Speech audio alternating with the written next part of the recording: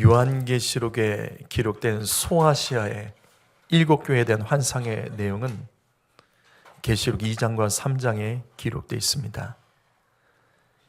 이 7교회 중에 5번째 교회가 사대교회입니다. 우리는 지난 시간에 첫 번째 말씀을 들었고 오늘은 두 번째 말씀을 전하겠습니다.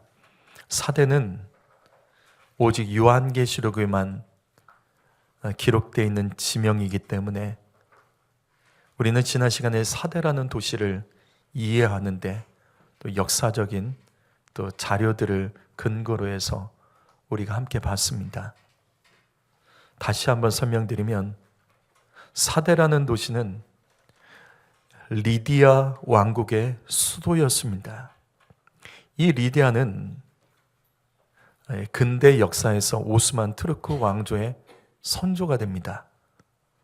리디아 왕국은 이스라엘이 바벨론에게 멸망하고 페르시아가 메대와 연합하여 바벨론과 싸우던 시기인 BC 6세기경에 대제국 바벨론과 페르시아와 맞섰던 강력한 왕국이 바로 티르키 지역의 이 리디아 왕국입니다.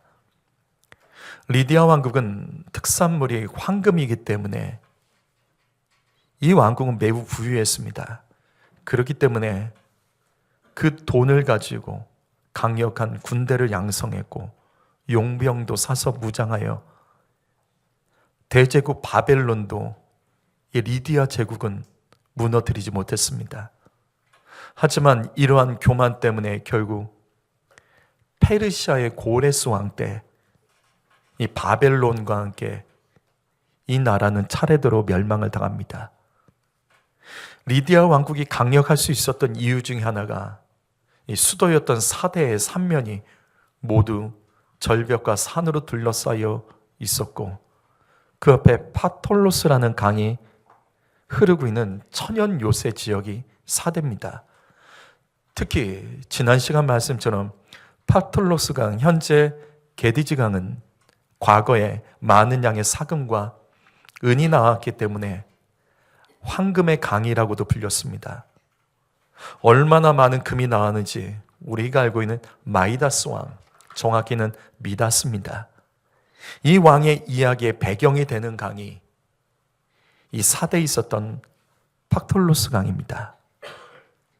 그만큼 사대 앞에 흐르는 이 강에는 많은 양의 금이 생산되었고 당시 사대는 금을 재련하는 곳만 고고학적으로 약 300개가 발견될 정도로 사대는 세계 최초로 금화와 은화를 만들어 각 나라들에서 주문을 받아서 수출할 정도로 황금의 도시였습니다.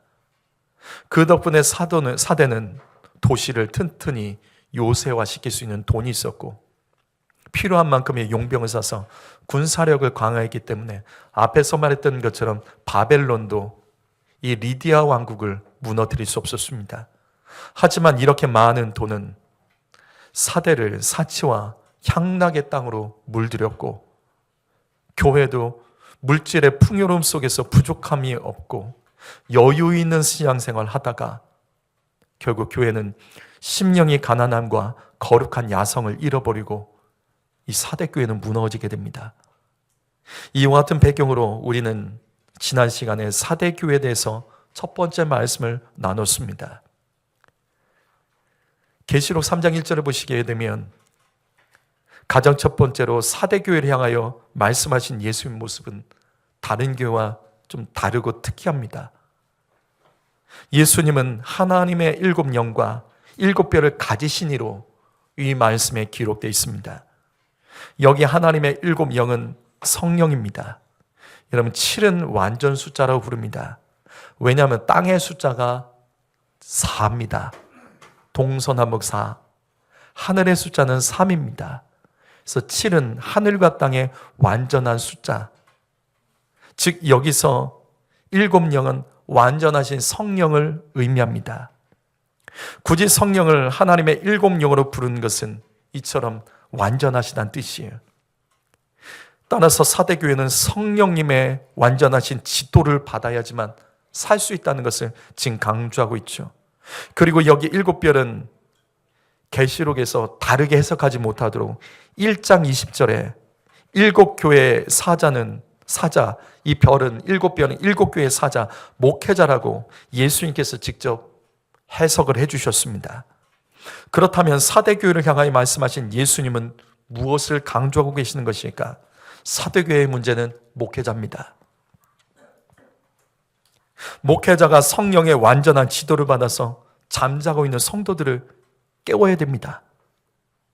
잘못된 신앙의 관성들을 목회자가 앞장서서 그러면 안 된다며 성도들을 깨워 사명 감당하는 교회로 만들어가야 됩니다. 하지만 당시 사도교회는 목회자마저 잠들어 있었던 겁니다. 성도 여러분, 목회자는 깨우는 자입니다. 잠든 자를 깨우고 이기적으로 신앙생활한 자들을 깨우고 자기 문제와 자기 연민에 빠져있는 자를 깨우고 사명으로 살아가도록, 사대처럼 많은 것을 가지고도, 정말 많은 것을 가지고도 감사하지 못한 사람들에게 왜 감사하지 못하냐며 그 많은 것을 가지고 사용하라며 주께 쓰임받으라며 그것을 가르치고, 여러분에게는 복음의 무기와 복음을 전파할 수 있는 도구가 하나님께서 주신 것이 있다는 것을 깨우며, 목회자는 성도들을 깨우고 흔들며 성도의 심령이 가난해지도록 그들을 외치고 거룩한 야성을 가진 교회로 세워가도록 하는 일이 목회자가 해야 될 일입니다. 그렇다면 당시 사도에게는 정말 어떤 상황이었을까? 신기하게도 계시록 3장 1절에는 이 사대교회에 대한 모습을 가리켜서 바로 이렇게 말씀합니다.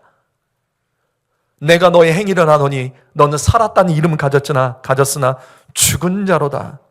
여러분, 이 말씀을 잘 해석하죠. 사도교회를 무시하시면 안 됩니다. 여기 예수님께서 말씀하신 첫 번째 말씀은 내가 너의 행위를 안다입니다. 내가 너의 행위를 안다. 그렇다면 이게 무슨 뜻일까? 내가 너의 행위를 안다. 사도교회는 나름대로 여러 가지 행위들을 하고 있었어요. 사도교회는 교회로서 나름대로 여러 가지 일들을 하고 있었다고요. 그런데 예수님 말씀합니다. 너가 어떤 행동을 하고 있지만, 어떤 행위가 있지만 네가 그것은 사는 것이 아니라 죽은 것이 뿐이다 라고 말하는 거예요. 그럼 도대체 이것은 무슨 말일까? 사대교회는 교회로서 이름을 가지고 해야 될 일을 하고 있었습니다. 예배는 드렸지만 이름만 예배였고, 그러나 죽은 예배였습니다. 기도도 하고 전도도 하고 선교도 하고 교회에서 직분받고 사명받은 자들이 있어서 그들이 그 안에서 일은 했지만 이름만 있고 죽어 있었다라는 뜻입니다. 성도 여러분, 혹시 이 말씀이 저와 여러분을 향한 예수님의 음성은 아닐까요? 저와 여러분, 우리 교회는 어떤가요? 내가 있는 기관이나 내가 섬기고 사역하는 곳은 여러분 어떻습니까? 또 여러분은 교회에서 어떤 이름의 직분을 가지고 여러분 교회에서 일하고 계십니까? 그런데 지금 이 말씀이 저와 여러분에게 주신 말씀은 아닐까요? 뭔가 너는 하고 있다. 너는 뭔가 계속 하고 있다. 너는 뭔가 계속해서 일은 하고 있는데 사실은 너는 죽어 있다라고, 이 말씀이 저와 여러분 향한 예수님의 말씀은 아닐까요? 마태복음 7장 21절 말씀 읽어봅니다. 시작.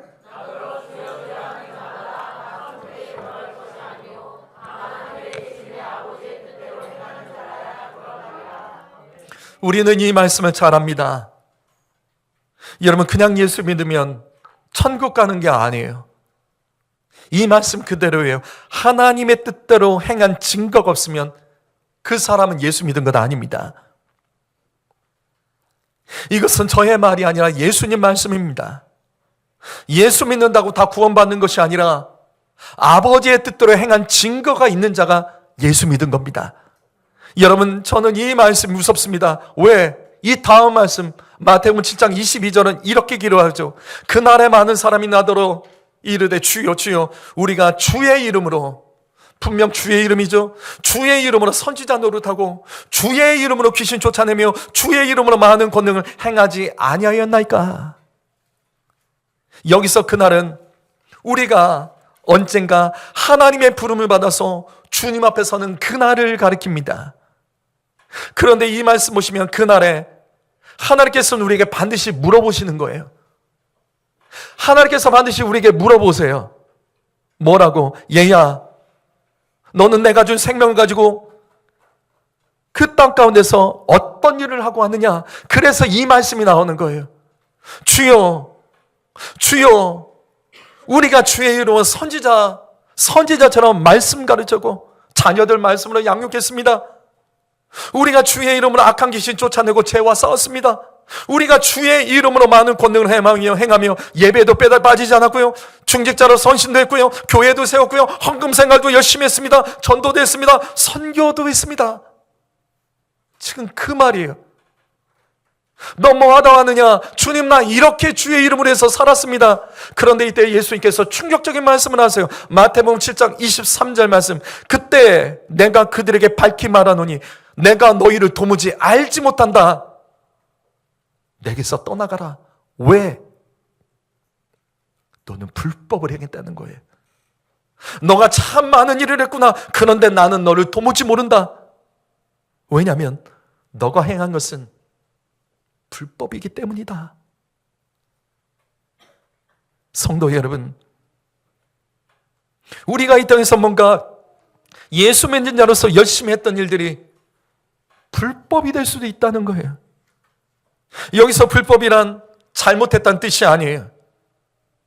여기서의 불법이란 하나님이 원하시는 기준이 아니라는 거예요. 우리가 주님을 해서 나름대로 살았지만, 내가 열심히 예배드렸지만, 내가 하고 싶은 대로, 내 마음 가는 대로, 내가 편한 대로, 내 컨디션대로, 내가 시간 나는 대로 행했던 모든 것들, 그것이 불법이 될 수 있다는 거예요. 다시 반복합니다. 천국은 아버지의 뜻대로 행하는 자가 들어가는 겁니다. 내 뜻대로 하는 자가 천국 들어가는 것이 아니라, 내가 나의 나름대로 열심히 하는 자가 천국 들어가는 것이 아니라, 내가 편한 대로, 내 기분대로, 내가 순종하고 싶으면 하고, 하기 싫으면 안 하고, 이게 천국의 기준이 될 수 없는 거야. 그게 불법이라는 거예요. 오직 합법은 아버지의 뜻대로 행하는 것만이 합법이고, 아버지의 뜻, 하나님의 말씀대로 순종하며 나가는 자가 천국 들어갈 수 있다는 거예요. 여러분 잘 들으십시오. 우리는 이 땅에서 아무것도 안 해도 심판받을 수 있습니다. 그런데 내가 뭔가 열심히 했어도 주님이 원하는 대로 하지 않아도 심판받습니다. 너 뭐 하다 하느냐? 주님, 나 아무것도 안 했습니다. 아버지의 뜻대로 산 게 없습니다. 그래요, 그 사람은 심판받습니다. 그런데 그게 아니라고요. 주님이 원하신 대로 하지 않고 내 마음대로 하는 거, 그것도 심판의 사유가 된다는 거예요. 그래서 예수님은 사대교회를 향하여 말씀하십니다. 내가 너의 행위를 안다. 안 했다는 게 아니에요. 사대교회는 아무것도 안 했다는 뜻이 아니에요. 이들은 뭔가 나름대로 했습니다. 분명 뭔가 행위는 했지만 말씀대로, 말씀을 듣고 살려낸 일, 살아있는 자로서의 일, 생명의 일을 하지 않았다는 거예요. 그래서 예수님 말씀하신 거예요. 그래서 넌 죽었다. 뭔가 행위는 있지만 살리는 일을 하지 않았기 때문에 너는 죽었다라고 말씀하는 겁니다. 성도 여러분, 지난 시간 말씀을 기억하십니까? 지금 이 말씀은 사대교회를 향한 예수님의 책망의 말씀이에요. 예수님께서는 사대교회를 향하여 칭찬의 말씀이 하나도 없습니다. 바로 책망의 말씀을 선포하십니다. 그것이 내가 살았다라는 이름은 가졌으나 죽은 자로다. 사대교회를 향한 예수님의 책망은 한마디로 형식주의 신앙이죠. 지난 시간에 이것을 자세히 말씀드렸죠. 형식주의 신앙은 바로 이런 것입니다. 크게 잘못한 것은 없어요. 근데 크게 잘한 것도 없습니다. 크게 불순종한 것도 없어요. 그런데 크게 순종한 것이 없는 것이 형식주의 신앙입니다. 크게 불순종하며 죄 지은 것은 없지만 크게 주님을 위하여 살리는 일과 생명의 일을 하지 않은 것, 이게 형식주의 신앙입니다. 남들이 죄 지을 때 따라서 죄를 짓지 않았어요. 그러나 그들보다 더 나은 삶을 살지 않은 것이 형식주의 신앙입니다. 형제를 미워하지 않아도 사랑한 열매가 없는 것이 형식주의 신앙입니다. 내가 누군가를 용서해도, 용서는 해도 그 사람을 사랑하지는 못하는 것이 형식주의 신앙입니다. 입술에서 욕하지 않고 거짓말 안 했어도 그 입술에서 감사와 찬양이 없는 사람이 형식주의 신앙입니다. 내가 다른 사람을 힘들게 하거나 아프게 한 적은 없어도 특별히 내가 다른 사람을 사랑하거나 섬겼던 일이 없는 것이 형식주의 신앙입니다. 다시요, 아무것도 안 해서 심판받지만 주님이 원하는 대로 하지 않아도 심판받는 겁니다. 우리 교회는 학생과 청년들, 이 자녀들이 우리 교회 절반이에요. 매우 젊은 교회죠. 특히 성도님들, 또 자녀들 교회 오면 집에 가기 싫어하죠. 그래서 아이들이 이 안에서 잘 놀아요. 놀다가 보면 어떤 때는 막 교회 물건들이 망가지기도 해요. 그럼 막 사방이 어질러져요. 그럼 제가 가요. 놀고 있던 아이들에게 왜 이렇게 됐냐고 물으면 애들이 하는 첫 마디가 뭔지 아세요? 잘 알잖아요. 제가 안 그랬어요 해요. 이게 무슨 말이죠? 남들은 그랬는데 나는 안 그랬어요. 나는 괜찮은 사람이. 그럼 제가 뭐라고 말할 것 같아요? 너가 안 했어도 같이 놀았으면 같이 책임지고, 너가 어지럽히지 않았어도 같이 놀았으면 적어도 너가 같이 치우자라고도 말은 해야 될 것 아니냐. 성도 여러분, 큰 문제를 일으키지 않아도 선한 열매, 생명의 열매가 없는 것이 형식주의 신앙입니다. 저와 여러분의 신앙은 어떻습니까? 다시요, 신앙적으로 큰 문제가 없어도 교회에 유익을 주는 사람이십니까? 다른 사람을 또 함께 동역하며 힘이 되어주고 계십니까? 별다른 큰 문제는 일으키지 않아도 이 안에서 살리는 일, 생명의 일, 누군가 헌신하는 일을 잘 돕고 계십니까? 그것이 안 되는 것이 사대교회예요. 다시요, 지난 시간 말씀드렸잖아요. 우리가 읽었던 오늘 이 사대교회 말씀에는 특이점이 있어요. 그것이 뭐냐면, 다른 교회는 니골라당, 발람, 이세벨 등등 사단의 회당, 우상숭배, 음란의죄들이 예수님께서 책망의 내용들이 적혀 있어요. 근데 여기는 없어요. 도대체 왜 이 교회가 죽은 교회인지에 대한 설명이 없어요. 뭐 때문에 구체적인 예가 안 나와요. 무슨 말이냐면, 나름대로 사대교회는 이단의 문제에 깊이 빠지지 않았고, 니골라당과 같은 사람들, 악한 자들, 우상숭배, 음란한 문제에 교회가 빠지진 않았어요. 그런데 문제는 그들이 하나님께 드릴 만한, 내세울 만한 생명 있는 일을 하지 않은 거예요. 그래서 예수님 말씀하십니다. 죽어있기 때문이다. 이것이 앞에서 봤던 불법이라는 거예요. 성도 여러분, 쓰임 받으셔야 됩니다. 여러분, 하나님 도구 되셔야 됩니다. 예배만 드리고 간다? 나는 교회 안에서 큰 문제는 일으키지 않는다? 그게 중요한 게 아니라고요. 부족해도 쓰임받고 살리는 일, 생명의 일을 위하여 여러분 열매가 있으셔야 됩니다. 그것이 없으면 죽은 거예요. 그렇다면 예수님은 사대교회를 책망하신 후에 사대교회를 살리기 위해서 어떤 명령과 권면의 말씀을 하셨을까? 그것이 바로 2절부터 나옵니다. 2절과 3절 말씀, 여기 있는 말씀, 앞에 말씀 한번 보시죠. 앞에 화면에 있는 말씀 한번 읽어보시겠습니다. 시작.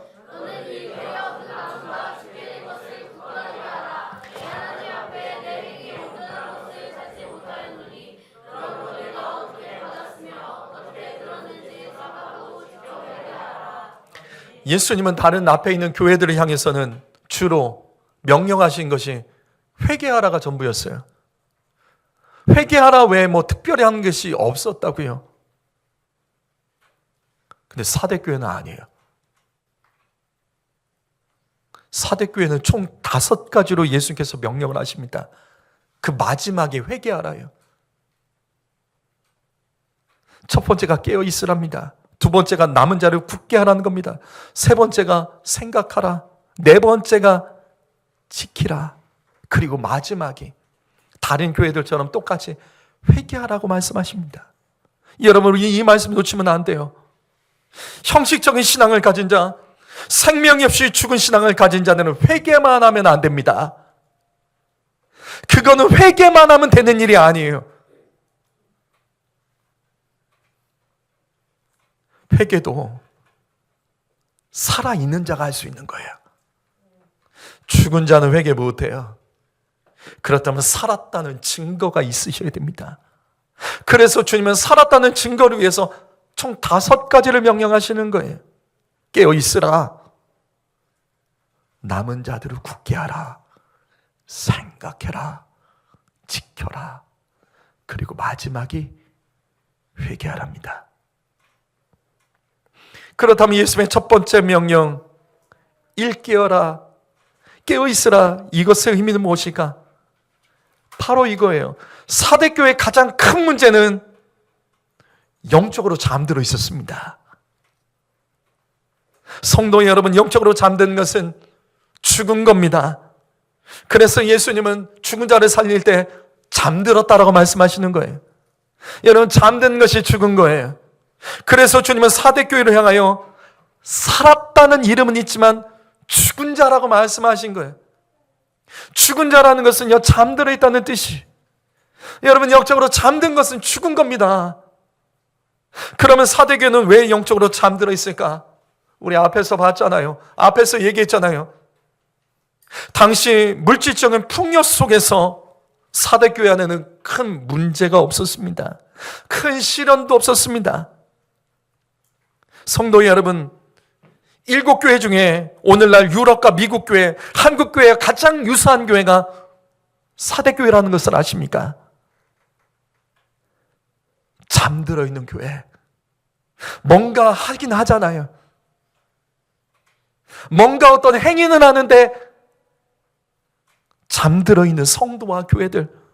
뭔가 주일 성수하고 11조도 하고 직분 받아서 일은 하는데 뭔가 하기는 하는데 잠들어 있는 교회, 잠들어 있는 성도. 오늘날 교회 성도들 가장 유사한 게 사대교회입니다. 그래서 우리는 이러한 풍요로움 속에서 심령의 가난함을 위하여 날마다 엎드려다는 것을 깨달아야 됩니다. 성도 여러분, 사실 우리는 사는데 지장 없어요. 맞죠? 먹고 살만하고 우리는 다 없다지만 많은 것 가지고 살아갑니다. 사대교회와 똑같은 거예요. 사대는 황금 때문에 풍요로운 도시 속에서 살아갔습니다.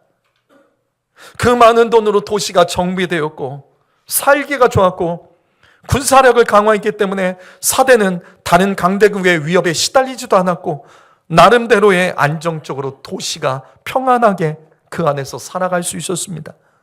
그래서 사대 교회도 물질의 풍요와 안정 속에서 하나님을 예배했습니다. 나름대로 많은 것을 가지고 있기 때문에 많은 것을 사용하며 예배했겠죠. 그러나 어느새 영적으로는 그들은 잠들어 있었습니다.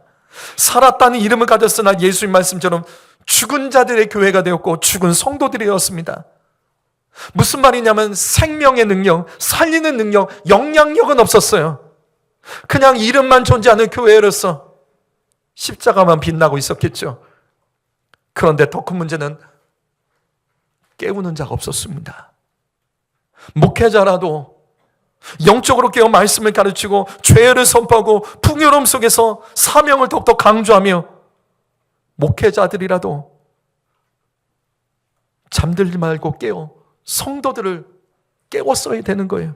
그래서 예수님이 1절 말씀에서 사대교회를 향하여 말씀하신 예수님이 7영과 7별을 가지신이로 기록되어 있는 겁니다.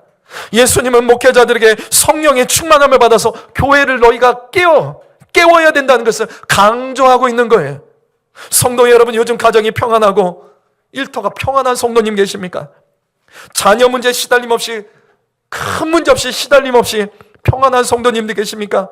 하는 일이 나름대로 잘 되고 인정받고 내가 어디서든지 높임받고 사람들에게 박수를 받고 계십니까? 별다른 큰 고민이나 하루하루 살아갔는데 별치장 없이 살아가는 성도님들 계십니까? 그렇다면 저와 여러분은 오늘 이 말씀을 통해서 신앙을 점검해야 됩니다. 내 안에 영적으로 살아있다는 증거는 무엇입니까? 여러분, 내 삶 속에서 내가 영적으로 나는 그래도 살아있다는 증거는 무엇입니까? 살아있으면 살아있는 열매가 있어야 되는 거죠. 살아있으면 생명의 열매가 있어야 되는 거죠. 여러분, 내가 정말로 영적으로 살아있다면 나는 살아있다는 그 증거가 무엇입니까? 남들에게 보일 만한 그 증거는 무엇입니까? 우리 안에 예배가 지루한 성도 계십니까? 그런데 문제가 생기면 예배가 지루하지 않을걸요? 정말 갈급해지면 예배가 지루한 것이 아니라 간절해질걸요?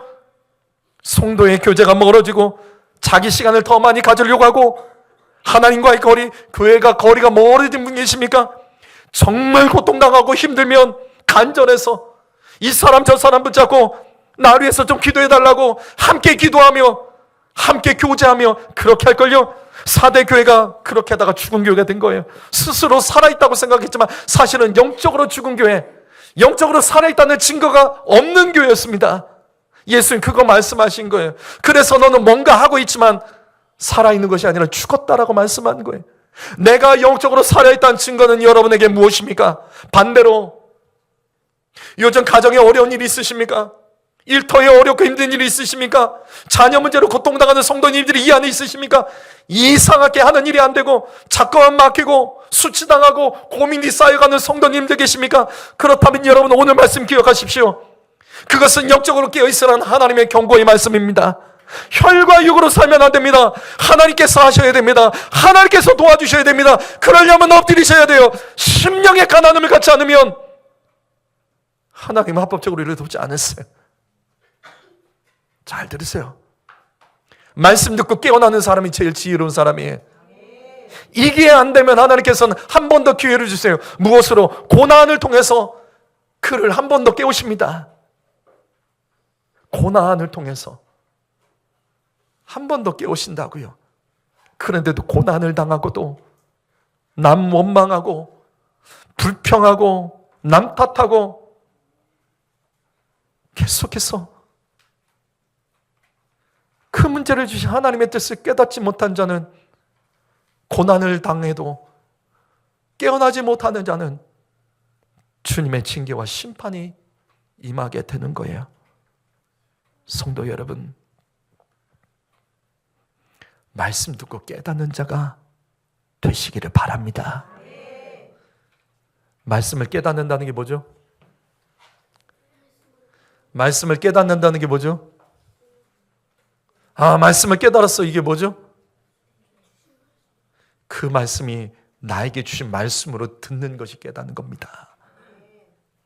성경 공부가 아니에요. 말씀을 깨닫는 건 성경 공부가 아니에요. 그 말씀은 나에게 주신 말씀이야. 그것을 아는 것이 깨닫는 거예요. 오늘 이 말씀을 듣고도 깨닫는 사람은, 그래, 이 말씀은 내 얘기야. 이 말씀 하나님께서 나에게 주신 귀의 말씀이야. 그 사람이 영적으로 깨달은 것이고 영적으로 살아있는 겁니다. 그렇다면 영적으로 깨어나려면 어떻게 해야 될까? 더 구체적으로 영적으로 깨어나려면 어떻게 해야 될까? 다른 것 없습니다. 골로새서 4장 2절 말씀 함께 읽어보시죠. 시작. 기도하는 사람이 깨어있는 겁니다. 나는 깨어있어 말하지 마세요. 기도하는 사람은 진짜 깨어있는 겁니다. 기도하니까 깨어날 수밖에 없는 거죠. 잠깐 기도하는 건 누구나 다 해요. 계속 기도하고 오래 기도하는 사람이 진짜 깨어있는 사람입니다. 또한 감사하는 사람이 깨어있는 겁니다. 맞죠? 살아있는 사람이 감사하는 거예요. 감사를 잃어버린 사람은요, 이미 그 인생이 죽은 것과 똑같이 살아가는 거예요. 영적으로 죽은 사람의 특징은 감사하지 않습니다. 영적으로 살아있는데 어떻게 감사가 안 되겠습니까? 성도 여러분, 감사에 인색한 사람은 죽은 사람이에요. 감사는 공개적인 고백이 진짜 감사입니다. 내 옆에 사람에게 감사의 언어가 들리도록 말하셔야 됩니다. 내 가족들에게 감사의 언어가 들리게 말하실 줄 아셔야 됩니다. 부모 여러분, 여러분의 자녀들 앞에서 감사의 언어가 들리도록 내 자녀들 앞에서 말할 줄 아셔야 돼요. 감사헌금 하세요. 강단에서 여러분의 이름과 감사의 내용이 공개적으로 선포되는 것, 하나님께 올려드리는 것, 여러분 진짜 감사헌금 하세요. 하나님 앞에 감사가 인색하시면 안 됩니다.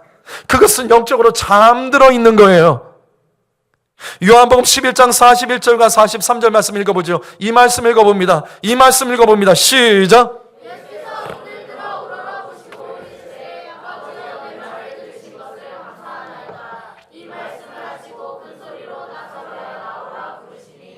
예수님께서 4일간 죽어서 무덤 속에 있는 나사로를 깨우실 때 가장 먼저 예수님이 하셨던 것이 뭐냐면 감사였습니다. 감사는 살아있는 사람이 하는 거예요. 감사는 생명력을 가진 사람이 할 수 있는 거예요. 그래서 예수님은 감사하신 후에 말씀을 선포하시며 기도하시며 나사로야 나오라 했을 때 죽은 자가 살아난 것입니다. 사랑하는 성도 여러분, 내 삶이 죽어가는 것은 감사를 잃어버렸기 때문입니다. 감사하는 자의 영혼이 깨어있는 겁니다.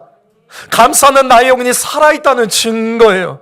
그래서 감사하는 자가 살리는 일을 할 수 있는 거예요. 늘 원망하고 불평한 사람이 어떻게 살리는 일이에요? 감사하는 사람이 다른 사람을 살리고 내 삶도 살아나는 거죠. 성도 여러분, 이 말씀을 질투하셔야 돼요. 예수님, 나의 영혼도 살려주십시오. 예수님, 나사로처럼 죽은 나의 영혼도 살려주십시오. 예수님, 나사로처럼 죽어있는 나의 가족들, 나의 자녀들도 살려주십시오. 내 남편, 내 아내들, 내 부모들, 주여, 그들도 살려주십시오. 성도 여러분, 이 말씀 질투하셔야 됩니다. 이 말씀이 나의 말씀이 되기를 원하신다면, 내 삶에도 동일하게 이루어지기를 원한다면 감사하셔야 됩니다. 감사를 깨우셔야 됩니다. 다시요, 사랑하는 성도 여러분, 내 영혼은 깨어 살아있는 사람입니까? 내가 살아있다면, 내가 영적으로 살아있다면 그 증거는 여러분에게 무엇입니까? 영적으로 깨어있는 자, 살아있는 자는 증거가 있다고요. 살아있으니까 살아있는 증거가 나타난다고요. 영원히 살아있는 사람은 죽은 일을 하지 않습니다. 영원히 살아있는 사람은 살리는 일을 합니다. 영원히 살아있는 사람은 살아있는 생각을 합니다. 영원히 살아있는 사람은 살리는 언어를 사용합니다. 영원히 살아있는 사람은 살리는 일을 위하여 쓰임받습니다. 사대교회는 그게 안 되는 거예요. 뭔가 여러 가지 일어났지만 그들 속에서는 살리는 일이 없었어요. 다른 교회들은 이단의 문제, 우상숭배 같은 문제, 이런 문제들이 있었지만 사대교회는 이런 문제조차도 없었지만 주님께 칭찬 한마디 듣지 못했던 것은, 그들은 큰 문제를 일으키진 않았지만 살아있다는 증거가 하나도 없었기 때문에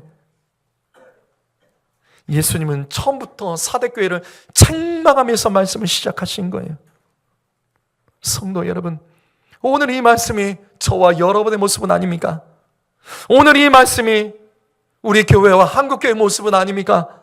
살았다는 증거는 여러분에게 무엇입니까? 나는 예수 믿는다, 나는 살아계신 하나님 믿는다라는 그 믿음의 증거가 내 삶에는 어떤 살아있는 일들이 벌어지고 있습니까? 우리는 오늘 이 말씀을 통해서 사대교회, 내 안의 사대, 우리 안의 사대, 우리 교회 안의 사대, 이 나라 안의 사대, 사대의 모든 죄들, 이 모든 죄들, 큰 문제는 아니라 할지라도 하나님께서 사용하실 수 없는 주님께서 쓰실 만한 그 삶을 살아가지 못하는 것에 대하여 나는 죽은 자라는 것을 기억하며 다시 기도하고 감사함으로 내 영을 깨우고 살아나는 인생으로 주님께 정말로 쓰임받고 주님 앞에 서서 불법을 행한 자가 아니라 주님 뜻대로 살았다라는 그 말씀 듣고 천국에 임할 수 있는 저와 여러분 모두가 되기를 예수님의 이름으로 축복합니다. 기도하겠습니다.